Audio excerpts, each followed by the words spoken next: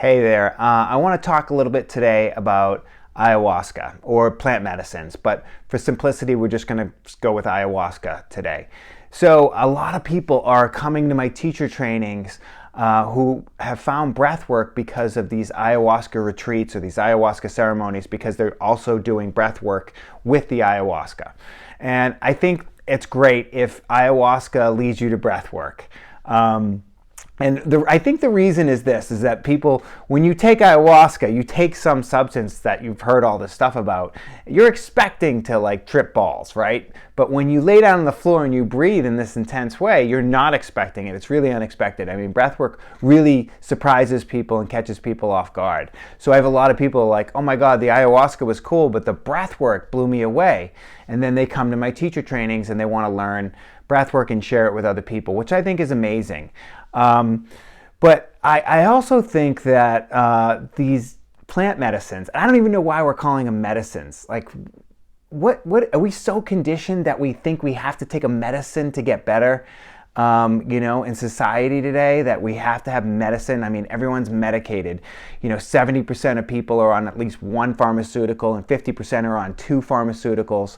And if you need the pharmaceutical to save your life, fine, please take it. I mean, but we all know that they have side effects that aren't good for us. So I've seen so many people get off the medications, whether it's a health issue or whether it's an emotional issue, a mental issue, whatever, from doing breath work, right? Because it clears all that stuff out and then you can get off the medication. So let me get back to the topic, which is ayahuasca. And so whenever you're taking something from the outside in to fix yourself, it's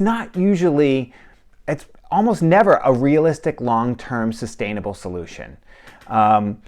Here's an example. You can't, if I'm having a bad Tuesday afternoon, I'm having a bad day or something happens, I can lay down on the floor and I can just do breath work for 10 minutes, 20 minutes, 30 minutes, whatever, and clear that out and literally start my day over. And it's amazing.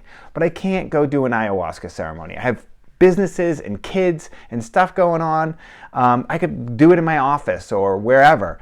So I could lay down and do the breath work wherever, but I can't go take ayahuasca. And it's also, I don't think it's inexpensive. I think it's going to cost a lot of money to go to these ayahuasca retreats and these different other things.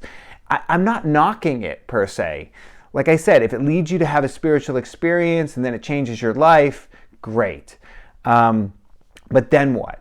Because these things don't sustain. You have to find some kind of practice, some kind of long-term sustainable solution, because it's going to wear off and then you got to go back to the jungle again and do the ayahuasca again. So I guess I'm just rallying for breath work as a long-term sustainable solution to change your life. And so I hope you show up, try some breath work, maybe come to a training with me and find out what it's all about. Thanks.